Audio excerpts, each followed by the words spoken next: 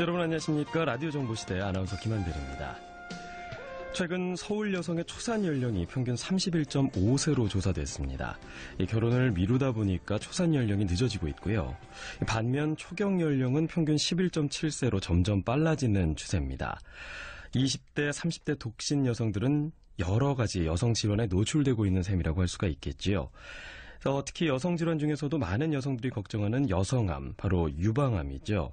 이 유방암은 전이 되지 않은 상태에서 발견하면 5년 생존율은 높일 수 있지만 발병률이 증가하고 있어서 가슴에 조금만 통증이 와도 암을 걱정하시는 여성분들 많으실 겁니다.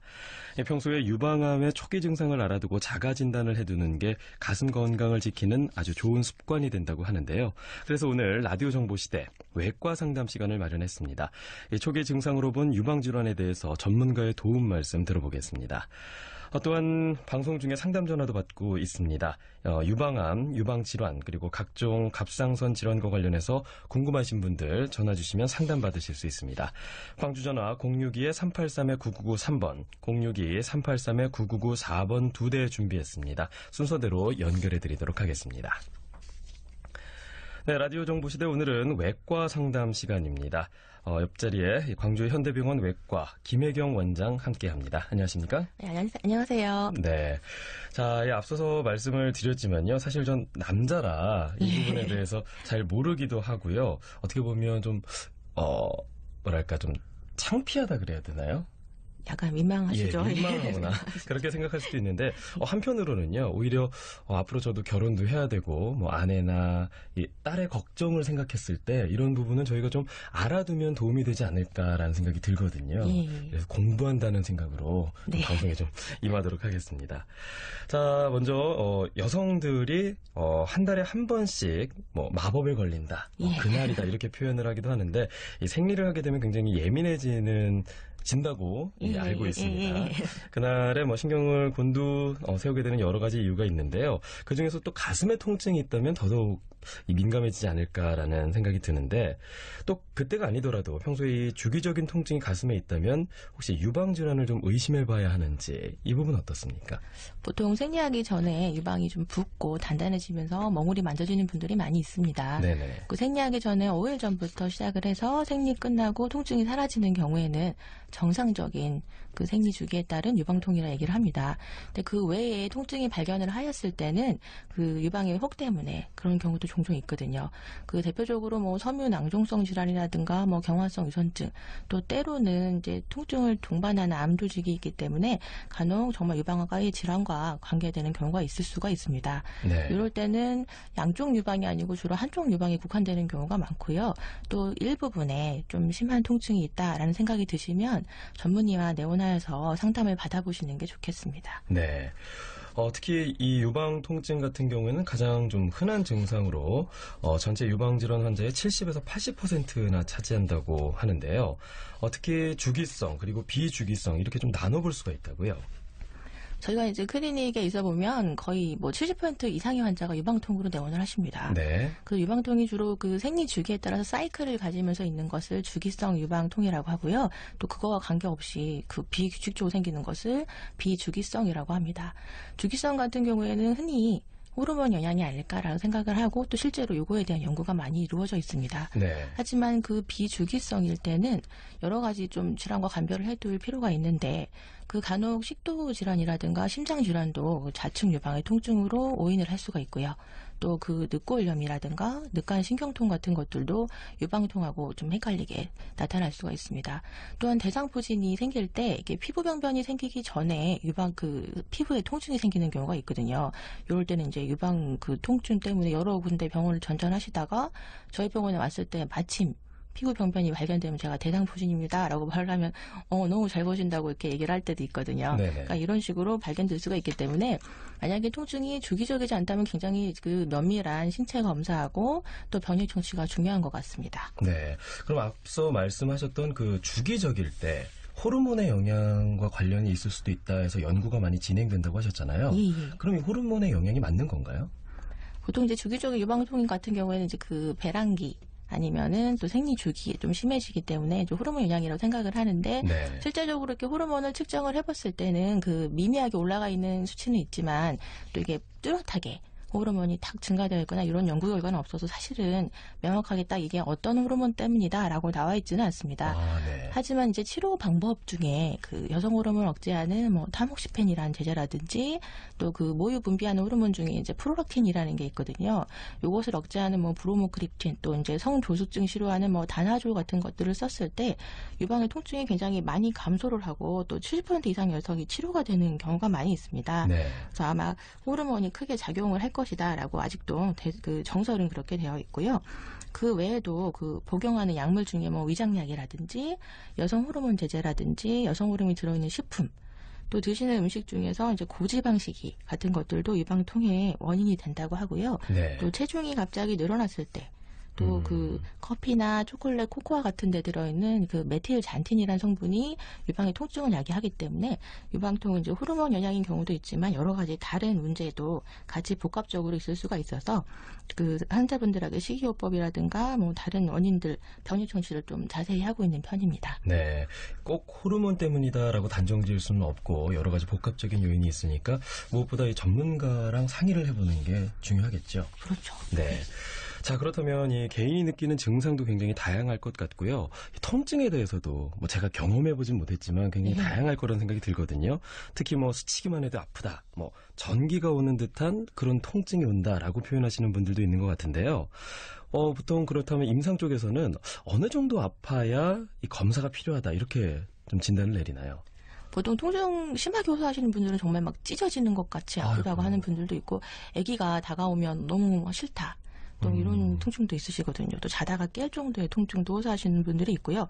실제로 그 수면 장애가 이 통증 때문에 생긴다든지 일상생활이 좀 어렵고 또 이 통증으로 인해서 유방암에 대한 공포가 자꾸 생기고 또 그 부부관계에 좀 소원한다든지 하면 그 전문의와 상의하셔서 유방이 괜찮다라는 얘기를 듣는 것도 굉장히 치료에 도움이 많이 되고요. 네네. 또 그 유방이 통증이 양쪽이 아니고 한쪽에 있으면서 일정 부분 한 군데서만 계속 생긴다면 정말 질환이 생긴 거일 수 있습니다. 이때는 꼭 병원에 내원하셔서 전문의의 진찰을 받아봐야겠습니다. 네.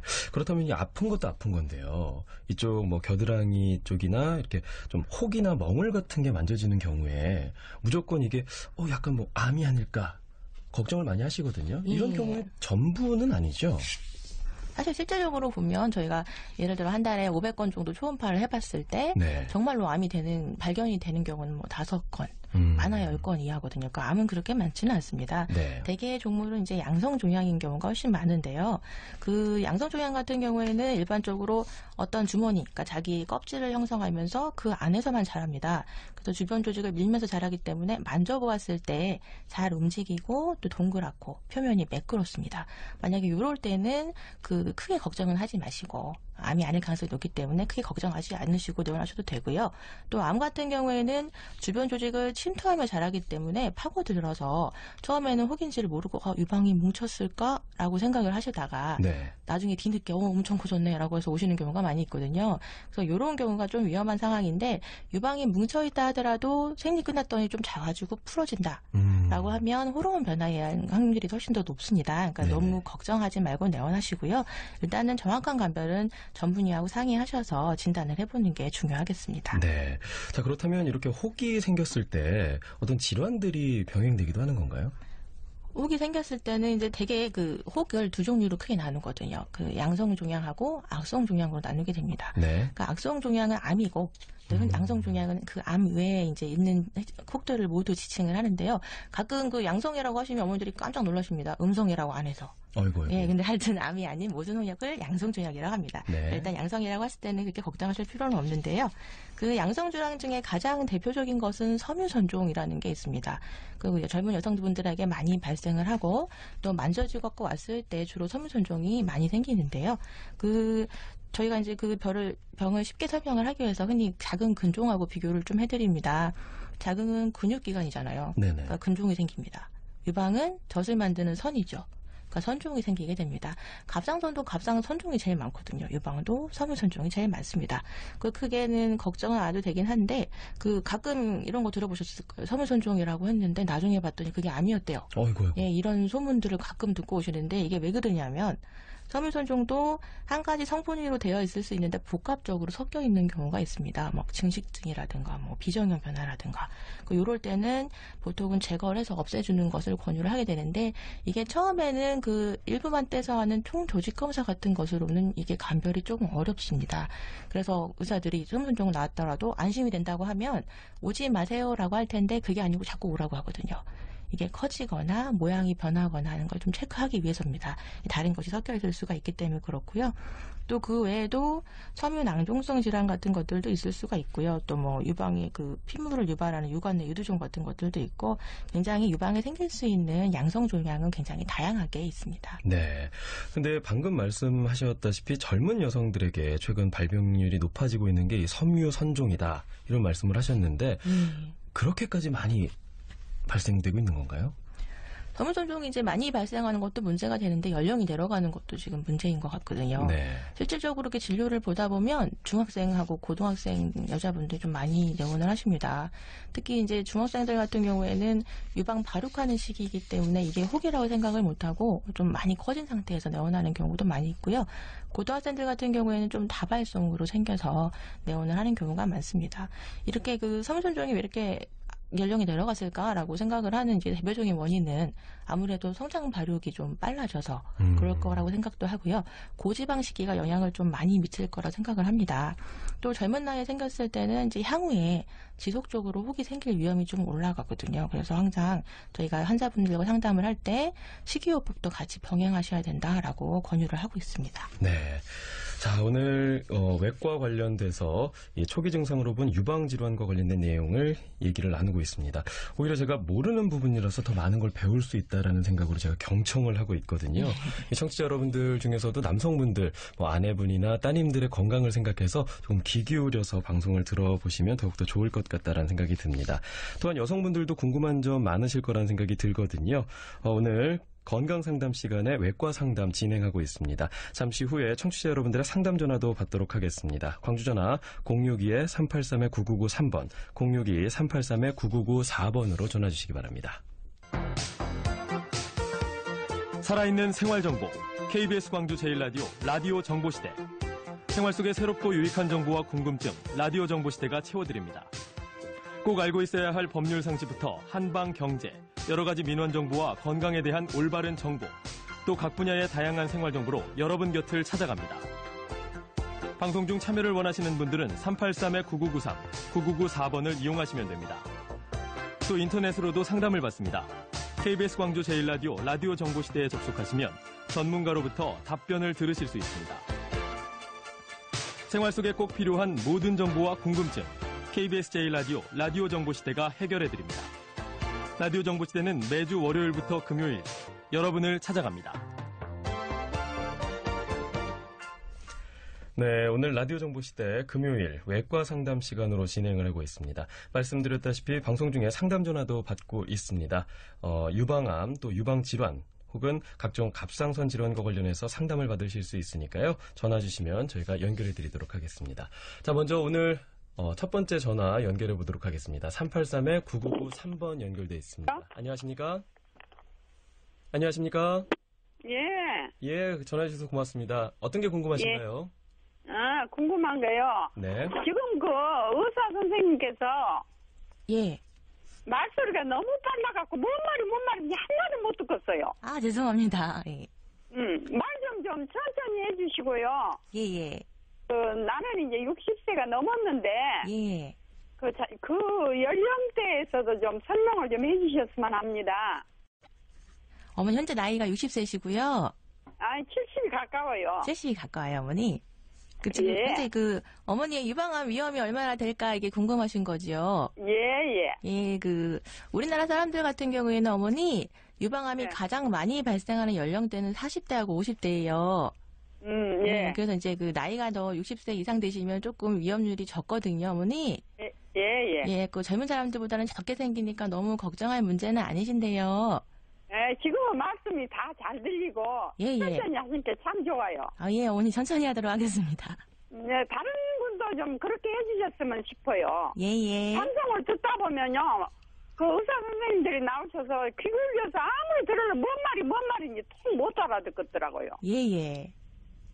알겠습니다. 어머니, 그러면 그 궁금한 점을 이제 질문해 주시면은요, 저희가 또박또박 천천히 알기 쉽게 설명을 좀 드리도록 하겠습니다. 아니, 뭐, 궁금한 게, 예. 건강검진에, 이상이 있다고 재검진을 받으란 말만 들었거든요. 예. 그래서 그런 거 좀 설명을 듣고 싶었어요. 일단 그 건강검진 하실 때 찍는 사진이 어머니 유방을 눌러 찍는 사진이죠. 엑스레이. 예. 그거를 찍었을 때 이상이 있으시면 그게 그 종이에요, 어머니. 혹 때문에 그렇다는 거 써 있을 수도 있고요. 아니면 뭐 아니요, 재검진 하세요. 요만이라고만 했어요. 그런 경우에는 엑스레이 상에 뭔가 의심되는 부분이 있는 거거든요, 어머니. 예. 그러니까 그 초음파 검사를 한번 다시 시행하셔야 돼요. 예, 알겠습니다. 예. 네, 전화 주셔서 고맙습니다. 또 어머님들께서는 또 어려운 말씀이 나올 수 있으니까 또 이런 부탁을 좀 해주셨습니다. 저희가 더 열심히 방송을 하도록 하겠습니다.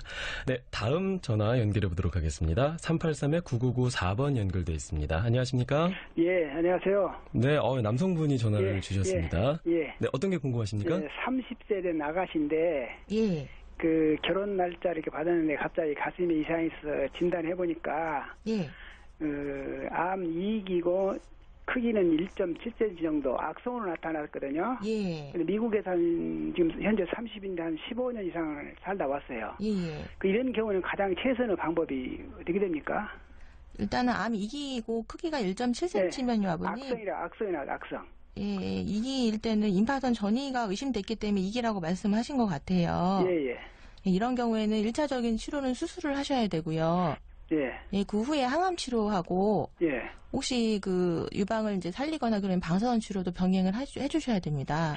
그러면은 그런 생존이라도 이런 것은 어떻게 됩니까? 그러니까 2기도 치료만 잘 하신다고 하면은 90% 이상 생존하신다고 하거든요. 그거는 너무 걱정하지 않으셔도 될 것 같습니다. 예. 그래 지금 12월 달에 이렇게 날짜를 받았는데 12월이요? 12월 결혼 날짜 연기를 하셨죠 당연히. 항암하시면 이제 보통 치료 기간 6개월 정도를 저희가 몇 개월이요? 6개월 정도. 6개월. 예, 치료 기간이 소요가 되실 것 같아요. 예. 그래서 아마 결혼은 좀 연기하시는 것도 괜찮을 것 같습니다. 연기하고 이제 수술을 절제를 해왔습니다. 예, 수술은 꼭 하셔야 됩니다. 그래요. 예, 감사합니다. 예. 네, 전화 주셔서 고맙습니다. 예, 안타까운. 30세 된 이거 따님 얘기신 것 같은데요. 예. 좀 걱정되신 마음에 아버님께서 전화를 주셨습니다. 이렇게 젊은 나이에 이렇게 좀 절제를 하거나 수술을 해야 되는 경우에는 그만큼 더 좀 걱정이 많이 되겠죠. 아무래도 특히 결혼을 안 했을 때는 또 많이 걱정을 하시는 편입니다. 네네. 특히 많은 분들이 알고 계실지 모르겠지만 작년 초에 헐리우드 영화 배우였죠. 안젤리나 졸리도 이 유방 절제 수술을 했지 않습니까? 예. 가족력이 있었더라고요. 네, 안젤리나 졸리 같은 경우에는 이모하고 엄마가 난소암과 유방암 병력이 있으셨습니다. 그리고 네네. 본인도 검사를 했죠. 근데 유전자 이상이 있다고 나왔습니다. 안젤리나 졸리가 가진 유전자 이상이 이제 브로카1이라는 것인데요.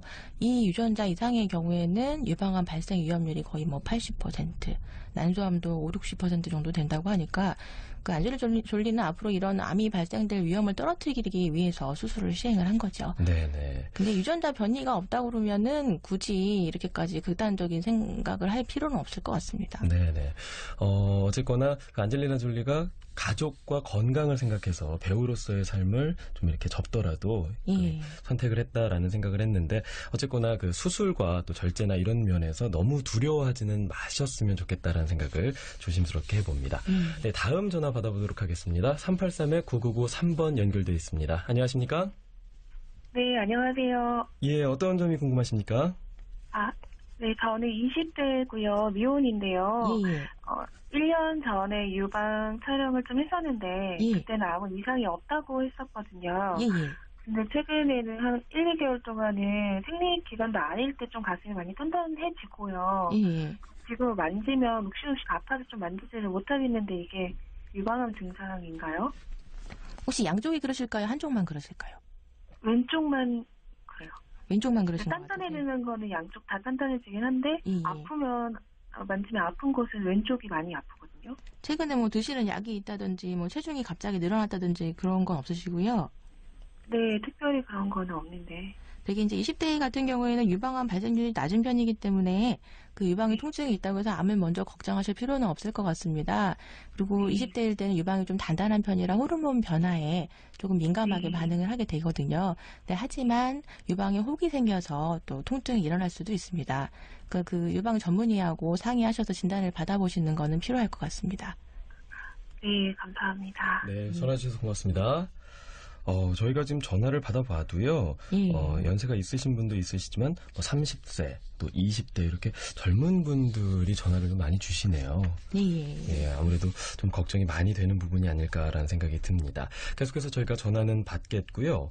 저희가 또 이 초기 증상으로 본 유방질환에 대해서 말씀을 좀 나누고 있었는데요. 특히 겨드랑이 부위에 어떤 멍울이 만져지게 되고, 그것도 방치하게 되면 점점 커진다. 그래서 부유방이 된다. 뭐 이런 식의 얘기도 있는데, 이 부유방이라는 게 어떤 증상입니까? 이제 부유방은 말 그대로 부수적으로 유방 조직이 더 있다라는 의미입니다. 그러니까 원래 유선 조직은 유방 안에만 있어야 되는데 가장 흔하게 추가적으로 있는 곳이 겨드랑이 쪽입니다. 이 유선 조직이 작을 때는 사실은 잘 모르고요. 이게 생리할 때 유방이 커지면서 갑자기 겨드랑이 또 혹도 같이 커지기도 하고, 또 때로는 수유할 때 가슴이 커지고 모유가 차면서 겨드랑이 유선 조직이 발달해서 또 모유가 같이 차서 커지기도 하고, 또 중년 여성 같은 경우에는 체중이 늘면서 이 겨드랑이 쪽에 혹이 만져지기도 합니다. 그래서 부유방을 진단을 하기도 하는데요. 이것은 정상적인 조직이 겨드랑이에 있는 것이기 때문에 사실은 질병이라고 하기는 좀 어렵습니다. 아, 그렇군요. 자, 말씀을 저희가 나눈 중에 전화가 왔습니다. 또 전화를 연결해 보도록 하겠습니다. 383-9993번이 연결돼 있습니다. 안녕하십니까? 예, 안녕하세요. 네네. 어떤 점이 궁금하십니까? 우리 애가 유방 확대 수술을 했는데 출산일을 앞두고 있거든요. 예. 근데 모유를 먹이면서 유축기를 사용해도 되는지요? 유방 확대 수술을 하는 경우에는 보통 유선 하방이나 근육 아래에 넣거든요, 어머니. 그래서 유축기를 사용하여도 유방 확대 수술한 거에 영향이 없습니다. 하셔도 됩니다.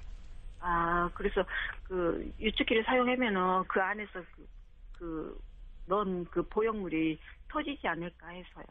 보통은 이제 유축기의 압력이 유선 조직 위에만 가기 때문에 속까지 압력이 미치진 않거든요. 그거는 크게 걱정하지 않으셔도 될 것 같습니다. 그러면 검진은 정기적으로 얼마 정도에 있다가 해야 될까요? 보통 우리나라 사람들 같은 경우에는 30세 넘어서 1년에 한 번 정도 하시라고 권유를 하고 있습니다. 1년에 한 번요? 예.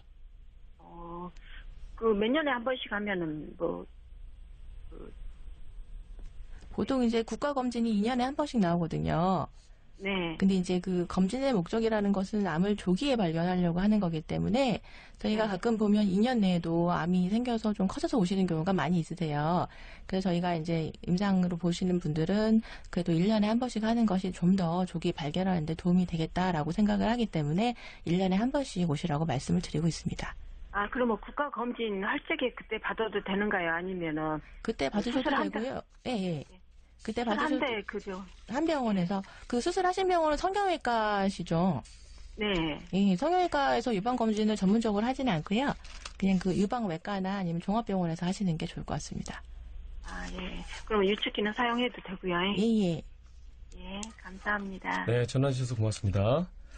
아무래도 요즘 미용 목적으로도 이렇게 확대 수술을 하시는 분들이 많이 있기 때문에 이런 면에서는 조금 걱정이 되시는 부분도 있으신 것 같아요. 근데 유축기 자체가 피부 쪽으로 더 많이 끌어당기는 압력이 있고 빨아들이는 압력이 있긴 한데 사실은 보형물까지 압력이 미치기는 좀 쉽지 않고요.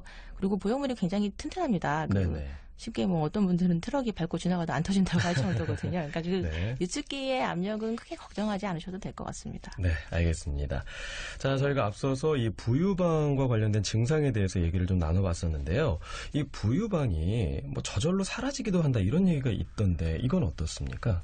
부유방이 되게 숨어 있다가 수유를 할 때 갑자기 커졌다든지 체중이 늘어나면서 커졌다든지 이런 경우가 있거든요. 네. 이럴 때는 체중이 늘어난 경우는 살이 좀 빠지면 작아지기도 하고요. 수유할 때 커진 경우에는 수유가 중단되고 나서는 좀 줄어들기도 합니다.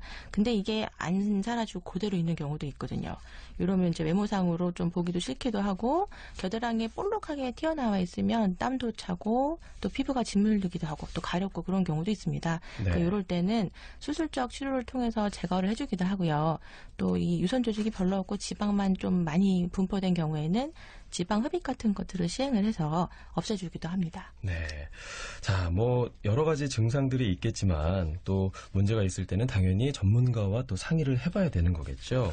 그런데 이제 성인 여성들 같은 경우에는 또 매월 평생 좀 자가 검진을 하는 것들을 좀 권장하지 않습니까? 그래서 선생님께서도 방송 때마다 짚어주시기도 하시는데 이런 자가 진단 어느 때보다 좀 미리미리 예방할 수 있다는 점에서는 좋을 거라는 생각이 드는데 이런 자가 진단은 어떤 방법으로 좀 시행해 볼 수가 있을까요? 네, 자가 진단은 보통 한 달에 한 번 정도 날짜를 구체적으로 정해 놓으시고요. 그때 하시는 게 좋은데 네. 가장 좋은 시기는 생리 끝나고 5일 후입니다. 그때가 유방이 가장 부드러운 시기이기 때문에 그때 자가 검진을 하시는 게 가장 도움이 되고요. 자가 검진을 하는 그 시기는 주로 이렇게 샤워하실 때 아니면 자기 전에 침대에 누워서 하시는 게 좋습니다. 간혹 어머니들이 유방을 만져보실 때 꽉 집어서 이렇게 움켜잡아가지고 오시는 경우가 있거든요. 우리나라 분들은 침일 유선이 제일 많기 때문에 움켜잡게 되면 다 혹처럼 만져질 수가 있습니다. 검진은 그런 식으로 하시면 안 되고 자가 검진은 샤워할 때라고 하면요. 팔을 머리 위로 올리신 상태에서 비누칠을 하고 부드럽게 쓸어내리듯이 만져주셔도 되고요. 아니면 원을 그리면서 유방을 만져보게 됩니다. 네네. 그때 걸리는 혹이 있다든지 아니면 아까 말했듯이 암은 구슬처럼 움직이는 경우가 별로 없기 때문에 예전에도 좀 단단하긴 했는데 조금 더 뭉친 것 같다. 그러면 혹이 생긴 것일 수가 있습니다. 이때는 병원에 내원하셔서 진단을 받아보시는 게 도움이 될 것 같고요. 또 거울을 보시면서 팔도 들어보고 옆구리에 깍지도 끼고 해볼 때 유방에 피부가 함몰되는 부분이 있는지를 좀 체크를 해보시면 됩니다. 함몰되는 부분이 갑자기 생겼을 때도 안 좋은 혹이 생겼을 수가 있기 때문에 그렇게 눈으로 보고 만져보고 검진을 하시는 것이 유방암 조기 발견에 도움이 많이 되겠습니다. 그렇군요. 자, 저희가 초기 증상으로 알아본 유방질환과 관련돼서 다양한 얘기들을 나눠보고 있습니다. 많은 분들께서 이 유방암이 발견이 됐을 때, 물론 발견이 안 되면 좋겠지만요, 가슴을 모두 절제해야 되느냐 이 부분에 대해서 굉장히 민감하게 생각을 하시더라고요. 다 절제를 해야 되는 건가요? 과거에는 유방암이 심한 상태에서 많이 발견이 됐습니다. 네. 그렇기 때문에 유방을 전부 절제할 수밖에 없었고요. 최근에는 유방암을 초기에 발견하는 경우가 많고 또 1cm 이하에 작게 발견하는 경우도 많기 때문에 유방을 전부 절제하진 않고 부분만 도려낸 다음에 방사선 치료를 해주면 전부 절제한 거하고 동일한 효과가 있다라고 하기 때문에 그 상황만 된다고 하면 부분 절제를 많이 하려고 노력을 하고요. 근데 환자분들이 가장 오해하시는 것 중에 하나가 유방을 전부 절제하는 경우는 내 암이 심한가? 또 부분 절제하는 경우에는 별로 안 심한가 이렇게 생각하실 수가 있는데 그 암의 심한 정도도 상관이 있지만 위치가 중요합니다. 네. 대개 이제 유두 바로 밑에 있다 그러면은 유두를 없애야 되기 때문에 전부 절제를 권하는 경우도 많이 있고요. 암은 작더라도 여러 군데에 퍼져 있을 때는 전부 절제를 또 권유를 하게 됩니다. 또 이런 경우에도 요즘에는 재건 수술을 동시에 많이 시행을 해주거든요. 그러니까 유방에 대한 상실감을 좀 많이 줄여주려고 노력을 하고 있기 때문에 그런 것들은 너무 걱정하지 않으셔도 되고 여건만 된다면 부분 절제를 많이 시행해주는 추세입니다. 네. 어쨌거나 절제나 또 어떤 치료, 수술 모든 것에 있어서 너무 걱정은 하지 않았으면 좋겠다라는 말씀을 좀 하셨잖아요. 예. 여성들의 가슴 무엇보다 건강하게 지켜나갈 수 있게 모두가 좀 노력하는 그런 습관이 필요할 것 같다는 생각이 듭니다. 네, 오늘 말씀 여기까지 듣도록 하겠습니다. 고맙습니다. 예, 감사합니다. 네, 지금까지 광주 현대병원 외과 김혜경 원장과 함께했습니다. 자, 어제부터 10월 5일까지죠. 앞으로 11일간 가을 관광주간이 시작이 됩니다. 전남 지역 축제는 물론이고요. 전국에서 가을 축제가 한창 열리고 있습니다. 잠시 소개해드리면요. 광양 섬진강변에서 섬진강 문화축제가 진행이 되고요. 또 가까운 담양에서는 28일까지 남도 음식문화 큰잔치가 열리게 됩니다. 또 내일부터 다음 달 26일까지 충남 태안 또 안면도에서는요. 싱싱한 대하축제가 열린다고 하는데요. 오랜만에 비 소식 없는 아주 청명한 가을 날씨를 보이는 그런 주말입니다. 이 주말을 이용해서 힐링 또 식도락 여행 등 가족 친구들과 함께 즐겁고 편안한 주말 보내시길 바랍니다. 저는 다음 주 월요일 법률 시간으로 다시 찾아뵙겠습니다. 9월 26일 금요일 KBS 광주 제1라디오 라디오 정보시대 오늘 순서 여기서 마치도록 하겠습니다. 지금까지 아나운서 김한길이었습니다. 고맙습니다.